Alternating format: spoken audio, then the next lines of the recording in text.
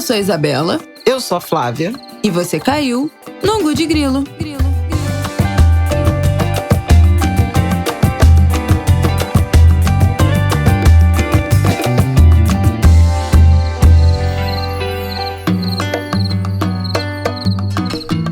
Boa terça-feira, Angulers! Tudo bem com vocês? É fevereiro! É 1º de fevereiro. Quando você estiver ouvindo isso, já estaremos no segundo mês do ano. Pois é. Janeiro começou acelerado, depois se arrastou um pouco. Nossa Senhora! Misericórdia. Impressionante. Chegava o Natal e não chegava ao fim de janeiro. Bom, e neste fevereiro, Flavel está de férias, hein? Queria dizer isso. Ui. Disse ela que hoje o programa vai ser curto, ela tá de férias e não quer trabalhar. não. Porque a única coisa que eu vou fazer nessas férias é o Angu de Grilo. Olha aí. Realmente. Vocês estão com muito prestígio. É brincadeira o prestígio que essa audiência tá bom? Então vamos lá. Hoje a gente vai falar rapidinho aqui, episódio curto. Vamos ver se ela mesma vai colaborar com a vontade dela. Vamos falar sobre o encontro de mulheres. Estamos no nosso Aí, ela já tá.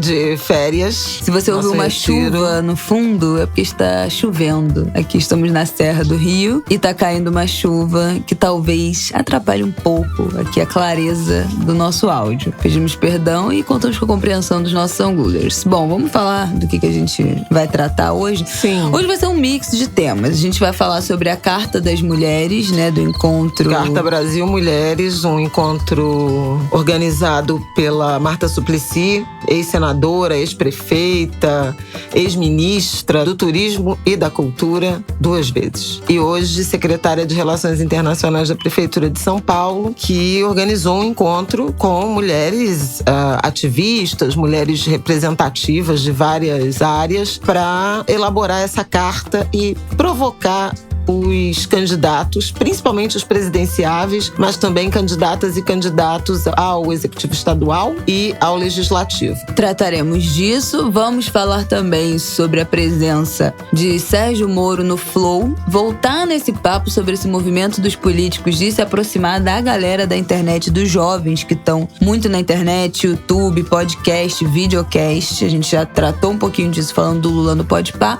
E agora vamos falar aqui do Moro e dar uma passada em Big Brother, que é a única coisa que eu tô assistindo, e já tiveram alguns momentos interessantes que valem umas pinceladas aqui nesse Angu de Grilo. Então, vamos lá. Bom, vamos começar falando desse encontro, então, que gerou essa carta. Sabe dizer aí de cabeça o nome de algumas mulheres, ou de todas as mulheres que estavam nesse encontro? De todas de cabeça eu não sei, mas é muita gente. Foram aproximadamente 30 mulheres. Um encontro idealizado, né, por Marta Suplicy, que foi ministra do Turismo e ministra da Cultura. Ex-senadora, ex-prefeita de São Paulo e hoje secretária municipal, né, em São Paulo de Relações Internacionais. Ela, num diálogo com a ministra Carmen Lúcia, do Supremo Tribunal Federal, constatou o óbvio, a invisibilidade das mulheres na campanha, em particular na campanha presidencial de 2022. E a partir daí, Marta teve a ideia de convocar um grupo de mulheres, 2, 3 dezenas de mulheres, para debater temas que consideram, cada uma, né, apresentou 3 temas, 3 propostas, como de projetos, de políticas, de ideias, para provocar os candidatos, em primeiro lugar, os presidenciáveis, né?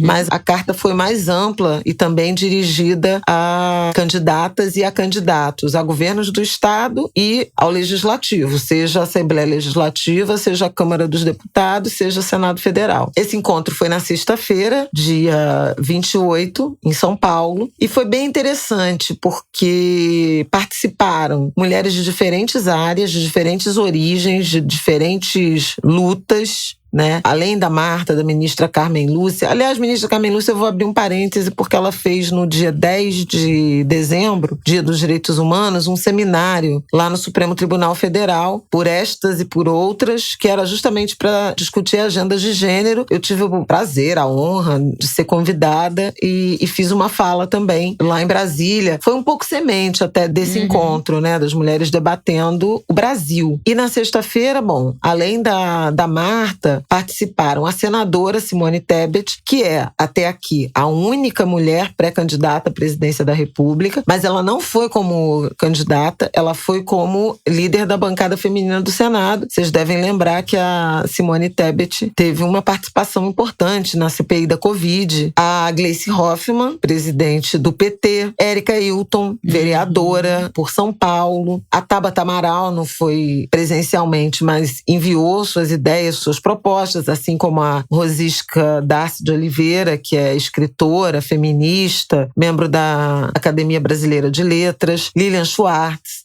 historiadora, Marilis Pereira Jorge, colunista da Folha, jornalista, e um número muito significativo, muito expressivo também de mulheres negras, né, do movimento de mulheres negras. Bianca Santana, que é biógrafa e diretora, né, executiva da Casa Sueli Carneiro, Aniele Franco, do Instituto Marielle Franco, Juliana Borges, que é uma especialista em relações raciais, mas principalmente na questão da política criminal. Djamila Ribeiro, também não fui presencialmente, mas enviou suas propostas. Preta Ferreira, ligada ao movimento das mulheres indígenas, a Anne Moura, que é uma ativista lá de Manaus. A juíza Inês Virgínia. Foi muito interessante. Representantes do judiciário, parlamentares eleitas, mulheres da política, mulheres ativistas, e cada uma teve a chance de apresentar 3 propostas, e ao final do dia elas organizaram essa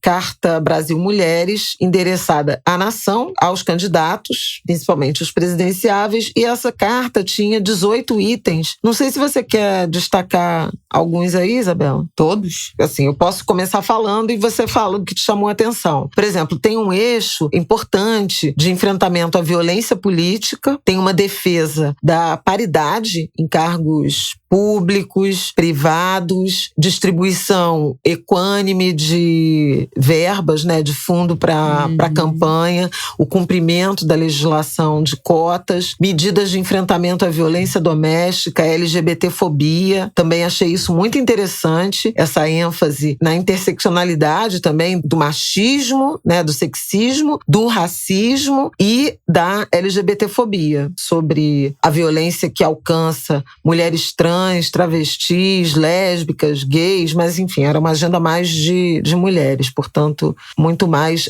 orientada nessa direção. Ações, propostas ligadas ao mercado de trabalho, a empreendedorismo, a acesso a crédito, a educação, mas educação tanto de crianças, adolescentes. Que eu ia falar aqui, a universalização da educação infantil, que é muito importante, né? A gente já falou sobre isso, como isso impacta a vida profissional das mulheres. Priorização da educação de jovens e adultos, também para as mães conseguirem, né, estudar no mesmo período que os filhos, ou enfim, em horários que sejam viáveis também. Com isso é super interessante, porque eu entrevistei a Marta, né, e ela falou como ela achou original essa defesa de ideia, porque de modo geral, a educação de jovens e adultos, ela é sempre no horário noturno, sim, depois do trabalho. E apareceu essa demanda de existir essa oferta de educação, de formação para adultos no horário de aula das crianças. Porque de noite tem que ter alguém para ficar com seus filhos, né? Entendeu? Pra poder estudar, basicamente. Então, assim, ela falou, pô, isso é uma coisa super objetiva, pragmática, e que não está no radar das políticas públicas. Então, da importância, né, de chamar atenção para isso. O enfrentamento à violência política, né, apareceu, claro, o caso da Marielle, mas também da Beni. Na última semana, a Beni foi, nos últimos 10 dias, foi ameaçada 3 vezes de morte, com e-mails horrorosos. Ela postou, inclusive, nas redes, uma coisa horrível. Também tem a Beni Brioli, vereadora em Niterói. Que a gente já citou aqui uma ameaça dela, né, política, continua acontecendo. Também tem aqui uma coisa que eu gostei muito, renda básica. Agora, renda básica é the new black. Mas uma coisa que eu gostei aqui, promoção da saúde integral da mulher, em especial atenção à mulher idosa. Isso é interessante, né? Esse debate do etarismo, pensar não só sobrevivência da nossa população idosa, mas também qualidade de vida, né? Como será esse envelhecimento? Com que estrutura? Com que qualidade? Como é que as mulheres que vivem mais, né, do que os homens, estão envelhecendo? E aí também falo, né, de manutenção de direitos sexuais e reprodutivos. Isso. E fala uma coisa aqui, ó: respeito e preservação dos direitos das famílias em todas as suas manifestações e ampliação da licença parental com equidade de gênero. Essa eu quero ver. Garantia de vaga em creche de forma contínua em período integral para todas as crianças, na condição de esse ser um serviço público essencial. E é mesmo. E muitas cidades têm um déficit de creche. No estado do Rio, não só no município, mas vários municípios do Rio têm um déficit de creche Brasil afora imenso, que ninguém consegue solucionar. Minha última matéria na TV Globo, aliás, quando eu ainda trabalhava lá, foi sobre isso, foi sobre a falta de creche. Naquela época, em 2018, eu acho que no estado do Rio tinha um déficit de acho que de 35 mil vagas de creche. Muito dinheiro que tem o Fundo Nacional do Desenvolvimento Estudantil é alocado para isso, mas muitos municípios não constroem. Então tem terreno reservado, tem verba aprovada, né, carimbada, e não constrói. E aí tem que devolver o dinheiro para a União. Então é um dinheiro federal que vem para os municípios, mas muitas vezes não é adequadamente usado e colocado, né? Porque não é só isso, você não só constrói, né? Você tem que ter os professores, tem que ter concurso para os professores, para os funcionários. Então tem toda uma logística que não é só de construir a creche. Então muitas vezes tem o dinheiro para construção, mas o resto da estrutura que demanda isso não existe. E, gente, isso é o maior impacto na carreira, na vida, né, profissional, na sobrevivência, na vida das mulheres. Não tem onde você deixar seus filhos para você conseguir trabalhar, para você conseguir estudar, para você conseguir avançar no seu estudo, né? A meta não deveria ser só, completar o ensino fundamental ou completar o ensino médio, aí você vai trabalhar em alguma coisa enquanto seu filho fica meio período na creche. Não, peraí. Existem sonhos que podem ser maiores que esses, mas a estrutura da cidade tem que acompanhar. E, em geral, não acompanha. Que é aí quem não tem uma prima, uma sobrinha, né, uma irmã, uma mãe para ficar com o filho, né, uma avó para olhar, ou uma creche comunitária. Fica limitada, né? Fica, não consegue fazer nada, né? Oportunidades em tudo. É bem interessante. Tem um eixo aí de segurança pública, né, do enfrentamento ao encarceramento em massa, essa política de segurança do extermínio, né, da população negra, essa transversalidade do racismo que apareceu em vários pontos. Em economia também tem uma ênfase, um assunto que para mim, particularmente, é caro, que é a questão da economia do cuidado, né? De você pensar desenvolvimento econômico a partir desse eixo, dessas funções remuneradas ou não, né? Ligadas à economia do cuidado. E isso, você está falando com mão de obra feminina, professoras, enfermeiras, técnicas de enfermagem, cuidadoras, auxiliares de creche, enfim, uma gama, assistentes sociais. Então, todo esse eixo da chamada economia do cuidado, se tiver uma atenção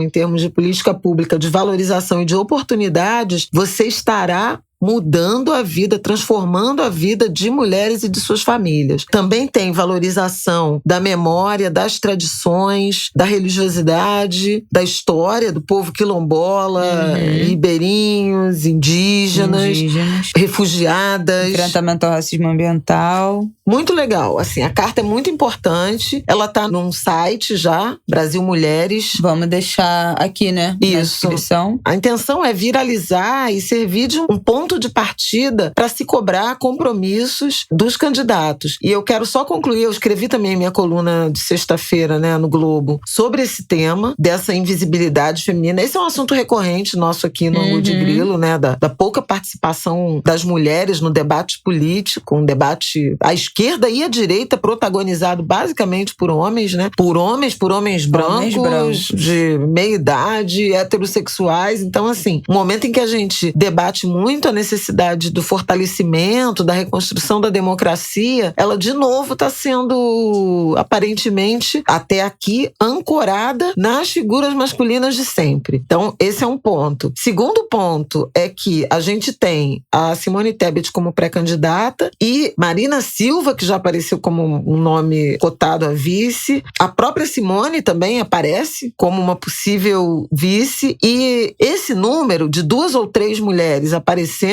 em chapas presidenciais, e se confirmado, vai ser o menor deste século. Nunca tínhamos tido uma participação tão mínima invisível de mulheres na política brasileira. E eu lembro que o Brasil, em 2014, 2010 e 2014, elegeu uma presidente, né? Dilma Rousseff. Então é muito retrocesso, sabe? Em 2010, foram 3 candidatas a presidente, a Dilma, a Marina Silva e a Luciana Genro. Em 2018, a gente teve 5 mulheres candidatas a vice. Gente, é assim, é absurdo o que essa agenda tem sido invisibilizada e até criticada por conta do que os críticos, e normalmente os críticos são quem? Homens brancos, chamando de identitarismo. Ai, não. Que falam disso em relação às mulheres e aos negros, e a todas as minorias, né? E acho que essa carta ajuda a provar que as mulheres estão em diálogo e pensando o Brasil, né? A partir de uma perspectiva de gênero, mas com propostas e com cobranças para o Brasil, que precisam ser consideradas. Porque o Brasil é sustentado pela força feminina, é o que faz girar. É quem educa as crianças, é quem cuida das crianças, é quem cuida dos idosos, chefes de família, é quem trabalha.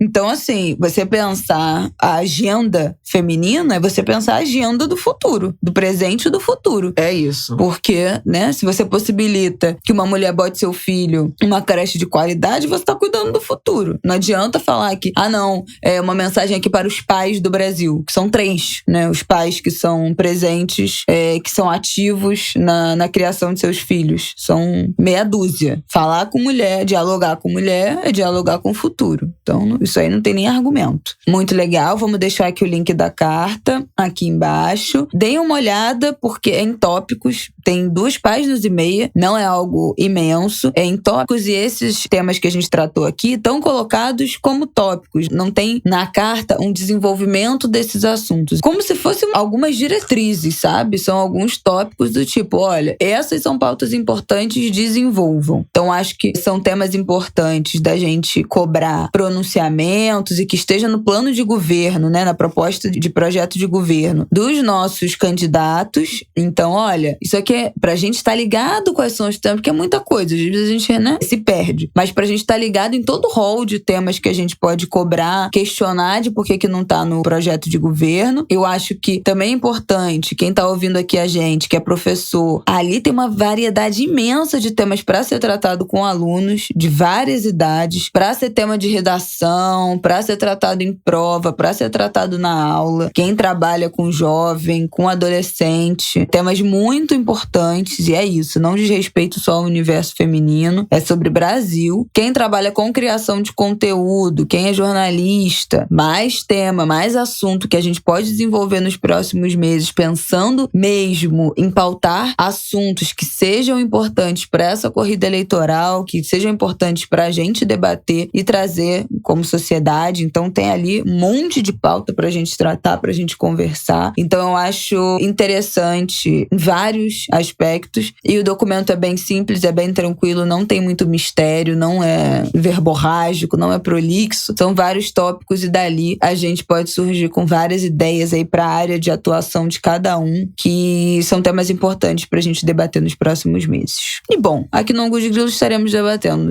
tudo isso nos próximos meses, como já estamos nos últimos 2 anos, vocês já sabem disso, né? Então vamos para o nosso próximo assunto? Vamos. Bom, a gente tinha falado há um tempo atrás que Lula tinha ido no Podpah, que é um podcast que faz muito sucesso no YouTube, nesse formato videocast, né? Que é uma gravação de um podcast que é transmitido ao vivo no YouTube. Esse é um segmento que tá fazendo muito sucesso, tem muitas influenciadoras, blogueiras do Instagram que estão indo para esse nicho do videocast. Conversas enormes, né? De 3, 4 horas, como é o Podpah, como é o Flow, que é o que foi Sérgio Moro na última semana. O Lula no Podpah tinha dado mais de 200 mil visualizações, né? 292 mil pessoas assistindo no canal. Foi a maior audiência de um podcast já registrada no país. Exatamente. Foi no dia 2 de dezembro que o Lula deu entrevista pro Thiago Marques e Igor Cavalari, que são os os apresentadores do Podpah, exatamente. O Lula também já tinha ido no Mano a Mano, do Mano Brown, que foi também uma baita repercussão, uma entrevista do Lula. O Flow também é um podcast que tem muito prestígio, principalmente mais à direita, né? Os apresentadores são o Bruno Ayub, que é o Monark, conhecido como Monark. É o Monark. E o Igor Coelho, que é o Igor 3K. É interessante o Flow porque ele já entrevistou vários presidenciáveis. Em 2021, por exemplo, Eduardo Leite esteve lá, que é o governador do Rio Grande do Sul e que disputou com Dória as prévias, né? E perdeu as prévias do PSDB. O próprio João Dória, hoje, né? O pré-candidato do PSDB, já deu entrevista. O João Amoedo, que foi do Novo, que foi candidato a presidente em 2018. Luiz Henrique Mandetta, ex-ministro da Saúde e também presidenciável. Ciro Gomes participou, também deu entrevista. No ano de 2020, o Flow entrevistou todos os candidatos à prefeitura de São Paulo, inclusive Fernando Haddad, o Boulos, vários parlamentares também, Marcelo Freixo. Então, assim, tem uma atuação política muito robusta. E na semana que passou, o Sérgio Moro deu uma entrevista de quase 5 horas. Não, é uma coisa absurda. Se vocês acham... Eu acho nossos episódios longos.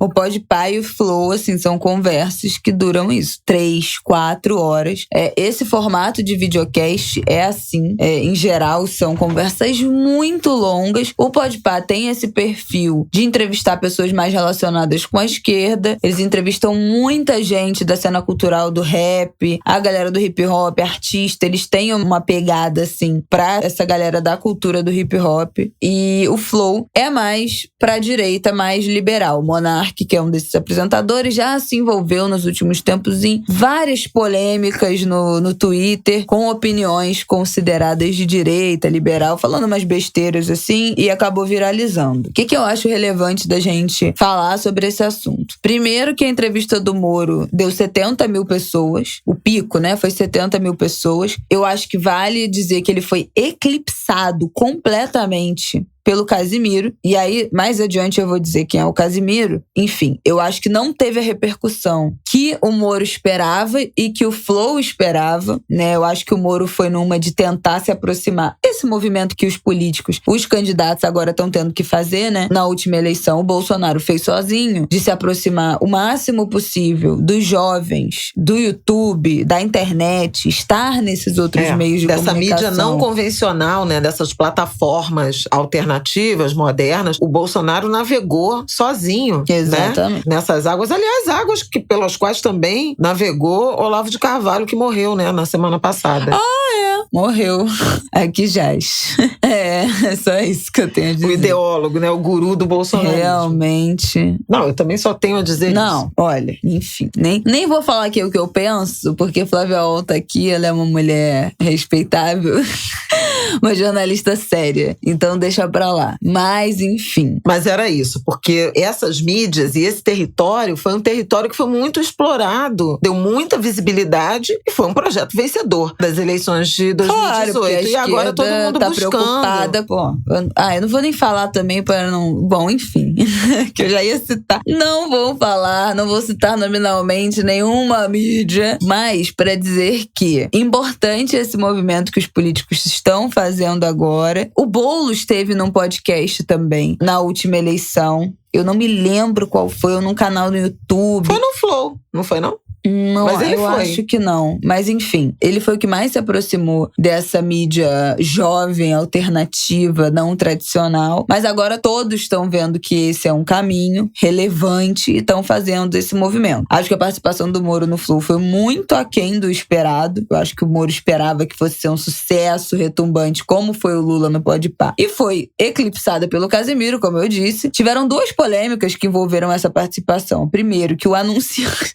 Não, é inacreditável. É inacreditável. E não tem nenhum problema com o anunciante. O problema é que eu fico pensando o que esses assessores estavam fazendo, os assessores de comunicação, de imprensa, de imagem do Moro, que estavam lá no momento. O Moro, que defende uma agenda conservadora, como nós todos sabemos, né, da família, não sei o quê. Um dos anunciantes do podcast naquele dia é um site de acompanhantes chamado Fatal, Model, bota no Google que vocês vão ver, que é um site de acompanhante, existe, parece que é o maior do Brasil. E ele passou as 4 horas de entrevista com uma caixa, com o logo escrito, né, Fatal Model, do lado dele, aparecendo em quadro o tempo todo o Moro do lado de um anúncio de um site de acompanhante. É o anunciante do podcast, tem que estar lá de alguma forma, mas gente, os assessores não foram pesquisar o que era aquilo, como é que isso se relaciona com a imagem de um candidato que prega um conservadorismo, né? Como é que pode o cara ficar 4 horas do lado de uma propaganda de um site de acompanhante? Isso foi uma coisa. A outra coisa é que o Monark acendeu um baseado de maconha no meio da gravação, na frente do Moro, deu 3 taragadas. Eu acho que, sinceramente, se não foi nem numa de afrontar, não foi... Não, diz que é uma coisa recorrente. Ele fuma todos os episódios. Ele tuita sobre isso. Como boa parte da população fuma com muita naturalidade, né? Principalmente de pessoas brancas. É isso, tá em qualquer ambiente, pega o baseado, acende, fuma e acabou. Então, eu acho que não foi algo... Isso tá, inclusive, na coluna do Pedro Doria, que escreve no Globo, às quintas. Ele escreveu isso. Um baseado na cara de Moro é o título da coluna do Pedro Doria no Globo. Ele tá chamando atenção para isso e para esse fenômeno aí, dessa atenção que os candidatos, principalmente os presidenciáveis, estão dando para essas mídias em detrimento da mídia convencional. Há mais interesse em dialogar com esses influenciadores, com essas plataformas, do que a velha imprensa. E esse é um fenômeno dessas eleições e a gente vai ter que prestar atenção nisso. A outra questão é essa da agenda conservadora. Sérgio Moro foi o ex-juiz, né, e ex-ministro da Justiça, e quando ministro apresentou o pacote anticrime. Então, assim, tem uma leitura mais conservadora, mais punitivista, não exatamente sobre esse tema em particular, mas é curioso como na campanha isso não está sendo debatido, né? São aquelas agendas que vão sendo secundarizadas, mas que tá aí na nossa cara. Eu acho que é preciso debater descriminalização, e essa é uma dimensão também do punitivismo e do racismo institucional. Claro, porque o Monark pode acender um baseado na cara do Sérgio Moro e nada acontece. Muita gente falou, cara, ele tinha que ter levantado e ir embora. Pela posição que ele assume, né, profissionalmente, é isso, levanta e vai embora. Ou então, pelo menos, faça disso um assunto. Não, e outro dia... Fala tipo assim, e aí, meu irmão? Outro dia também não caiu na rede uma provocação ao Mano Brown por conta de certificado de vacina. E é totalmente...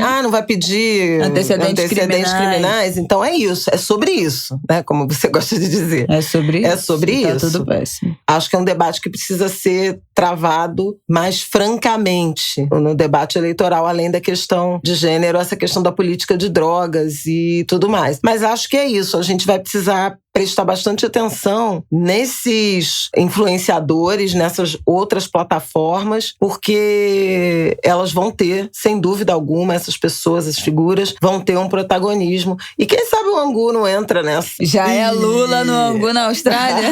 Palhaço. Não é só Lula. Tem que ser amplo. Debate amplo. E aí eu já vou ficar te devendo, hein? Vou chamar alguém pra ficar aqui no meu lugar. Vamos fazer uma rotação do segundo. Debate amplo, não. Tem que debater todos os candidatos. Isso não é democrático. Mas quem disse que eu me propus a ser democrática? Mas eu sou. Quem disse que este podcast se propõe a ser um podcast democrático? Olha a roupa suja sendo lavada aqui. Como eu tô de férias, vou mudar o rumo dessa prosa. Eu sei que você quer falar do Casimiro. Eu quero falar do Casimiro, mas eu quero fazer uma última... Os angulers conhecem o Casimiro. Não, eu quero falar disso que você falou, da gente ficar de olho nesses influenciadores. O Café da Manhã lançou, né? Na última sexta-feira, você vai estar ouvindo isso na terça. Na última sexta, um episódio do Café da Manhã que eu ainda não ouvi, mas algumas pessoas que eu acompanho nas redes já compartilharam. Alguns influenciadores mais velhos, uma galera mais responsável já compartilhou. Então eu creio que deve estar bom, propondo boas reflexões. Tô recomendando aqui sem ouvir, gente. Se for uma bosta, vocês me perdoem e me avisem. O episódio chama Influencers e a Formação Política dos Jovens. É sobre um estudo que mostrou que, apesar de rejeitarem cada vez mais a política tradicional, os jovens têm se politizado por meio das redes sociais. E as fontes de informação vão desde perfis de maquiagem e estilo de vida no Instagram até transmissões de games online. Levantamento que foi feito no Brasil, Argentina, Colômbia e México. O título da pesquisa é Juventude e Democracia na América Latina e fala sobre essa geração que molda suas posições políticas de acordo com as visões de mundo que são abordadas por esses influenciadores. Acho que eu posso dizer com tranquilidade que eu vejo muito, e é assustador, né? Na verdade, dessa posição, de certa forma eu tô, né? Nas redes sociais, no Instagram. Como a minha opinião é muito importante pra formação política de uma galera que me segue, principalmente adolescente, né? Os adolescentes, pré-adolescentes, de galera de 13, 14, 15, 16 anos. Vários adolescentes me seguiam na última eleição e conversaram comigo sobre isso do voto. Meus pais vão votar no Bolsonaro. O que eu falo? Eu discuto, eu não discuto, eu brigo, eu não brigo. Então, é muito claro, assim, como os nossos posicionamentos influenciam mesmo. Eu acho que aqui no Ângulo de Grilo vocês acompanham a gente, e eu acho que esse acompanhar, esse ouvir, faz com que vocês sabem quais são os nossos posicionamentos aqui, vocês sabem de que lado a gente tá dentro desses jogos vários políticos, não só partidários, mas de assuntos que fazem parte da nossa vida cotidiana política. E eu creio que do que vocês ouvem a gente aqui, vocês também usam como munição o que a gente fala, os assuntos que a gente traz, as nossas opiniões, os dados que a gente traz aqui para formar a opinião de vocês. Então é muito importante, gente, não só a gente ficar muito atento ao que a gente está consumindo, mas a galera aqui que tem filho pré-adolescente, tem filho adolescente, tá ligado no que os nossos filhos vão consumir, né? O que tá sendo visto por essas crianças, esses pré-adolescentes, esses adolescentes, com o que essa galera tá formando essa massa crítica. Ou não está formando, né? Se é só um conteúdo vazio, que não diz nada, se é só um monte de, nesse momento de mundo que a gente tá vivendo, um monte de influenciadores então, né? Que não fala nada da vacina, que não defende a vacinação, que não se posiciona sobre pandemia, que não dá nome aos bois. Então, eu acho que a gente tem que ficar atento a quem a gente acompanha, tá agregando, não tá agregando, se posiciona, não se posiciona, porque existe uma relação direta entre a nossa audiência e o enriquecimento da pessoa que a gente tá assistindo. Se a pessoa faz publicidade, tem a ver com a audiência que a gente dá. Então, a gente continuar dando audiência, a gente continuar chancelando, né, esses conteúdos de gente que em nada se posiciona, e é claro, não tô falando que a gente só pode acompanhar militantes, ativistas, porque a gente quer zerar o nosso QI. Eu quero assistir as minhas doninhas de casa, lá fazendo a comida delas, não sei o que, elas não falam de política, não falam em quem votaram, não falam de nada disso, mas estão lá, vacinaram os filhos, postaram que se vacinaram, postaram vacinando os filhos. Então, tem uma linguagem que eu acho que a gente precisa esperar de todo mundo. Nem todo mundo tem formação política, nem todo mundo tem conhecimento, estudo, e nem todo mundo quer, né, virar um militante, um ativista, um especialista político. E tudo bem, tem gente que realmente nem deve se resolver aprofundar nos assuntos, porque não estudou isso, né, pra não falar besteira, pra não levar desinformação. Mas eu acho que tem algumas coisas chaves que a gente tem sim que cobrar e esperar das pessoas que a gente tá chancelando na internet. Uma das pessoas que tem feito um trabalho brilhante de comunicação com a juventude, com os adolescentes, e tá furando as bolhas, chegou das minhas amigas que não tem nada a ver com esse universo de game, de futebol, é o Casimiro, que eu comentei que ele eclipsou, né, a participação do Moro no Flow, porque no mesmo dia, na segunda-feira, ele assistiu numa liberação inédita, a Netflix liberou o primeiro episódio da série do Neymar, que chama Neymar, o Caos Perfeito, liberou pra uma pré-estreia da série na live do Casimiro na Twitch. O Casimiro é um streamer, é um cara que comenta lance de futebol, ele faz live na Twitch, que é essa plataforma de transmissão ao vivo, que é onde a galera joga e transmite os e-sports, né, que são os jogos de videogame. Então, que a galera joga junto e vai transmitindo, e é toda uma outra camada da internet, da qual eu conheço muito pouco, mas que faz um sucesso absoluto, estrondoso, e movimenta muito dinheiro, premiação, competição, é outro nível de grana e visibilidade envolvida, um público muito jovem, muito masculino, esse universo de videogame, eu acho. Tem várias mulheres disputando já esse espaço, que já tem uma visibilidade nesse universo, mas ainda é um universo muito masculino. E o Casimiro comenta futebol, que eu saiba, ele começou a ter visibilidade porque ele era do esporte interativo, depois da TNT, comentando o esportes. Ele também comenta o SBT Esporte Rio, um programa de esporte do SBT. Tem um canal no YouTube sobre futebol com outros 2 amigos. E aí, na pandemia, começou a fazer as lives dele na Twitch, comentando os lances de futebol, comentando os jogos e reagindo a vídeos do YouTube, desde limpeza de carro até VTube mostra sua nova mansão, reagindo a mansões e a viagens de pessoas por mansões pelo mundo, reagindo a preparo de hambúrgueres e comidas de rua indianas, enfim. Toda sorte de vídeos Shark Tank, reagindo ao Pesadelo na Cozinha, do programa da Band com Jacan. Todo tipo de vídeo mais doido do mundo do YouTube, ele tá lá assistindo e ele vai reagindo ao vivo pra galera nas lives que varam à madrugada, vão de até 5, 6, 7 da manhã. Por que eu tô citando o Casimiro? Primeiro que eu fui capturada recentemente, tem 2, 3 semanas por ele. Depois de tanta gente que eu conheço comentar, minhas amigas, os amigos, que amam. Eu já tinha tentado assistir uns vídeos, mas não tinha me pegado. E aí eu descobri que o que eu gosto no Casimiro são os vídeos dele contando histórias da vida dele. Os vídeos dele reagindo às coisas não é muito minha praia. Eu gosto dele contando as histórias da vida dele. Posso até deixar aqui na sugestão aqui na nossa sinopse os meus 3 vídeos favoritos, vamos ver se vocês são capturados. Ele tem, o jeito que ele conta a história é impressionante, assim, um negócio que você poderia contar em 4 minutos vira 20 e você fica fissurado assistindo. Mas o Casimiro tem feito muito leve e excelente trabalho de se posicionar e de conscientizar uma audiência dele que é muito jovem, que eu diria que é pouco interessada nesses jogos políticos, mas ele tem feito um trabalho de conscientização. Então, tem um vídeo que ele viralizou dele dando um esporro no pessoal que segue ele, que acompanha, né, falando que tem que tomar dose de reforço. Ai, Casimiro, mas você nunca viu isso de dose de reforço? Já tomou 2 doses, por que precisa tomar mais? E aí ele fica, toma o reforço, tem que tomar o reforço. E aí ele fala disso da vacinação, pega o cartão de vacinação dele de criança e lê, olha aqui as vacinas todas que eu já tomei, que você já tomou, a gente sempre tomou vacina, nunca questionou nada disso. Então ele faz esse discurso, as lives dele dão 50 mil pessoas ao vivo, 1h da manhã todos os dias. É uma coisa impressionante.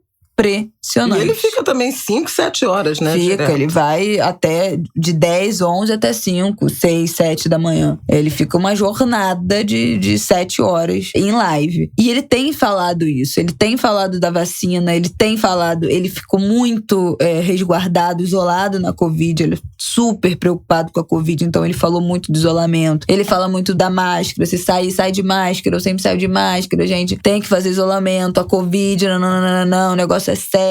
Então, que eu saiba, eu acho que ele não se posicionou ainda em quem ele vai votar, não nomeou ainda o voto dele, mas ele é um cara que tá o tempo todo se posicionando sobre a importância da vacina, sobre o respeito à pandemia. Já sabemos em quem ele não vai votar, né? É claro, né? Mas assim... Se não é anti-vax... É que não necessariamente para cumprir um papel importante de conscientização da juventude, o cara precisa virar e falar, eu vou votar no Lula. Eu acho que ele já falou que eu detesto Bolsonaro, enfim, acho que isso ele já falou várias vezes. Mas ele fala muito, ele se posiciona muito. Então isso eu acho importante, é um cara que merece a nossa visibilidade, merece a nossa audiência, porque ele dialoga com um público muito jovem, adolescente, que não tá interessado em aprender, em parar pra aprender, pra ouvir sobre política. E o cara tá ali discretamente, de forma que pra gente, né, não é subliminar, não é nas entrelinhas, mas pra quem é mais despolitizado, não gosto muito desse termo, né, mas enfim, eu acho que todo mundo é politizado de alguma forma, mas pra quem tem menos consciência dessas artimanhas, desses discursos políticos, passa batido, o cara tá concordando e não tá nem sentindo o assunto, tá concordando e não tá nem percebendo. Então eu acho que vale a gente ficar de olho nos posicionamentos do Casimiro e cobrar alguns posicionamentos chaves pra galera que a gente segue e ficar de olho, gente, nesses influenciadores que estão fazendo sucesso, em quem tá calado, em quem tá falando, em quem as pessoas que a gente gosta estão se inspirando, estão assistindo, estão sendo influenciadas, porque esse é um campo que será disputado nessas eleições. Esses perfis de fofoca do Instagram estão fazendo campanha política paga, eu tenho certeza. Eles estão repercutindo as falas, as aparições dos candidatos. Então, Então, isso não é uma publicidade anunciada, mas dentro desses perfis rola muito dinheiro envolvido. Então, a gente tem que ficar ligado nesses posicionamentos, como é que esses perfis estão se posicionando, porque isso influencia muita gente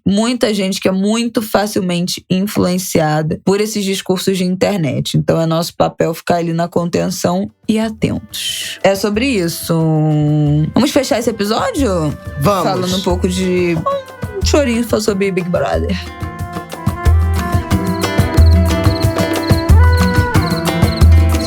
Bom, o que eu tenho pra falar desse Big Brother? Não vou me estender muito. Eu tô apaixonada por Linda Quebrada.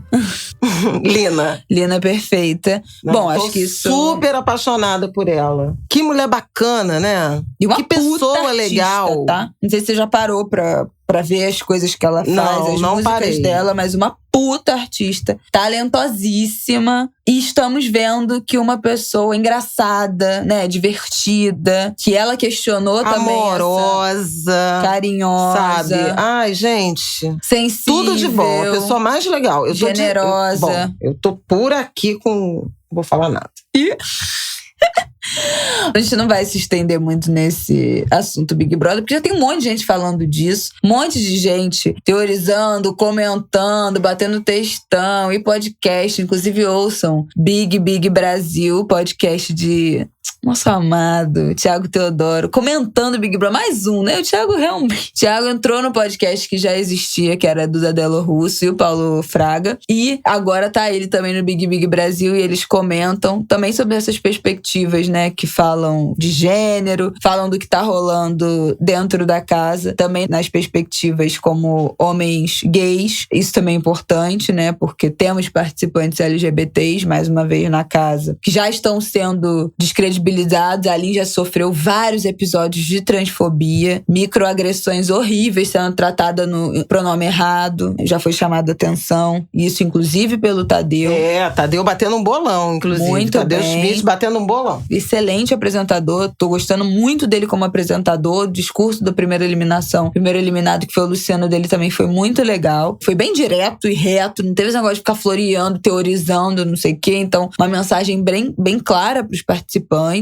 A gente teve o episódio da Natália, né, sofrendo seus gatilhos em relação à solidão da mulher negra, que foi um tema que foi levantado dentro da casa por ela mesma, ela falando com a Maria, a compreensão que a Jade teve, né, de também virar pra ela e falar: olha, eu não entendo o que você tá passando, eu nunca vou sentir isso, mas o que eu puder ajudar, o que a minha posição puder ajudar nesse assunto, eu tô aqui, eu tô disponível, eu tô disposta a te entender, a ouvir. Também um posicionamento simples, né, gente? Parece muito simples, mas é muito raro a gente ter uma pessoa que ouve, valida e se coloca à disposição de amplificar esse assunto, de usar a sua projeção para tratar disso. O acolhimento que a Maria teve com a Natália, o beijo da Maria e da Lina, que amanhecemos o dia da visibilidade trans com esse beijo que passou na televisão, que foi replicado na internet, maravilhoso. Muito legal. E uma troca de afeto entre elas que durou a festa inteira, né? Não foi um beijo, elas se beijaram várias vezes, elas ficaram de carinho, elas deram selinho. Então foi um momento muito fofo, assim, de uma troca realmente de afeto. Depois a Lina até chorou com medo disso causar um cancelamento, esse beijo ser demais pra família tradicional brasileira e causar um cancelamento dela. E a Maria falou: a gente não fez nada de errado, o que a gente fez aqui foi um ato de afeto. Você é maravilhosa, você é incrível, nananana. Então foi um momento legal, assim, uma fala legal da Maria. Acho que esse Big Brother já suscitou alguns temas que são desdobráveis em alguns assuntos. Tá um programa bem mais leve do que o do ano passado. E por isso também bem mais chato,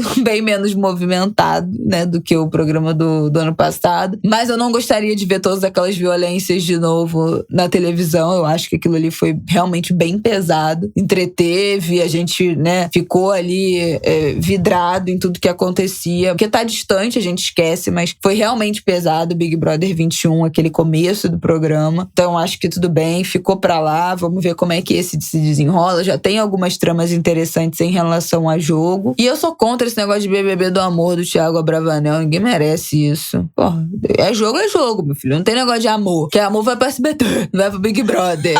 Porra. Ah, não aguento. Quer boicotar. É um filtrado, pô. Quer boicotar o programa. O negócio é um jogo. O cara quer amor? Não. Quer romance, compra um livro. Não vai pro Big Brother, não. Mas enfim, só pra falar que eu acho que tem algumas discussões, alguns temas surgindo interessantes. Eu acho que está um bom produto de entretenimento. A gente não tá sofrendo tanto quanto, né, foi aquele começo do Big Brother passado, que foi muito pesado mesmo. E vamos ver o que mais se desenrola. Mas nossa torcida está aqui pra Lina. Perfeita. Nunca errou. Até agora, participação impecável. Não é não, Fabiola? Eu acho. E é sobre isso. Tô fechada com Lina. Angu de Grilo é Team Lina. É sobre isso, está tudo ótimo. Então é isso, gente. É isso?